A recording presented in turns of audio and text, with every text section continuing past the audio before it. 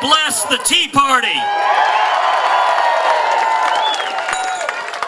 God bless America. And God bless each and every one of you. Obamacare is a disaster.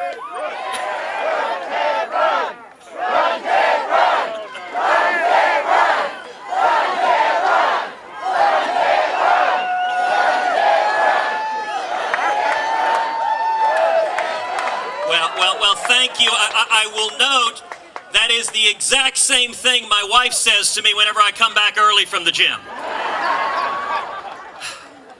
I am inspired by each of you.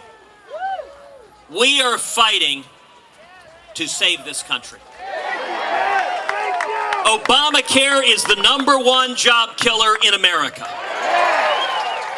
More and more Americans are losing their jobs because of Obamacare. More and more Americans are seeing their hours forcibly reduced to 29 hours a week.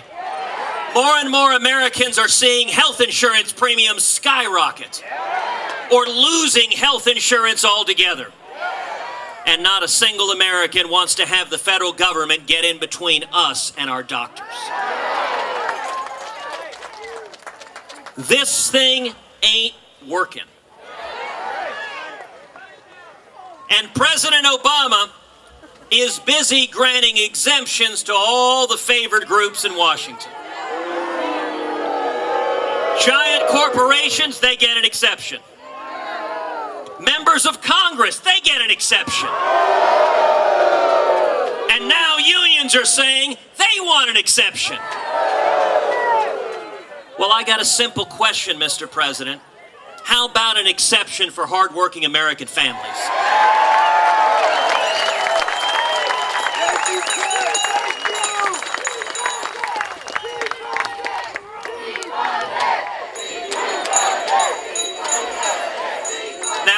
I want to be brutally honest about this fight to defund Obamacare.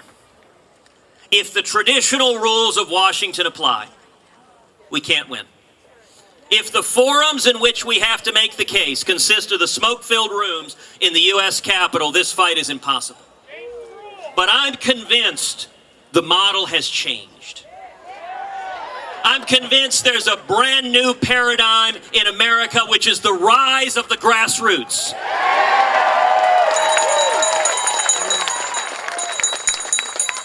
I can't win this fight. Mike Lee can't win this fight. Rand Paul can't win this fight.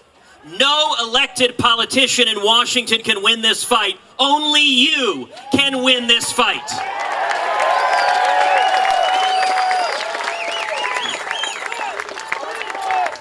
We've got 20 days between now and September 30th. You know, in just a few weeks, nearly 1.2 million Americans have gone to don'tfundit.com, have signed the national petition in just a few weeks.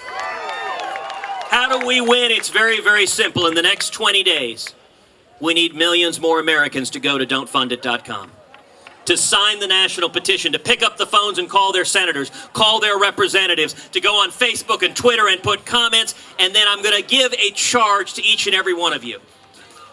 Between now and September 30th, I'm going to ask each of you to find 10 people to go to don'tfundit.com and sign that petition. It has to come from the people. If we see millions and millions of Americans standing up saying, "Save us from this train wreck," Washington will be forced to listen. Now, last night, stories emerged that some House Republicans are considering procedural tricks to let them vote on defunding Obamacare, and then to let Harry Reid strip it out and fund Obamacare. Let me ask you all a question. Is an empty symbolic vote enough? Are tricks and games acceptable? You know what? It's abundantly clear here, and yet it's a little bit confusing in that building. Our elected officials need to hear from us. The wonderful thing about our Constitution is sovereignty is not vested in elected officials in Washington. Sovereignty resides in we, the people.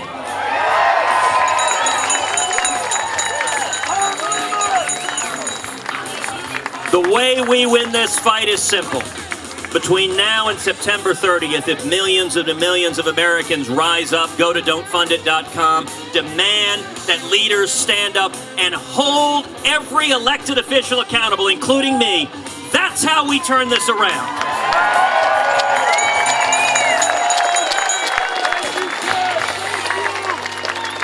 That is how we transform this country. And I, again, want to close by how I opened, just saying thank you. Every one of you inspires me.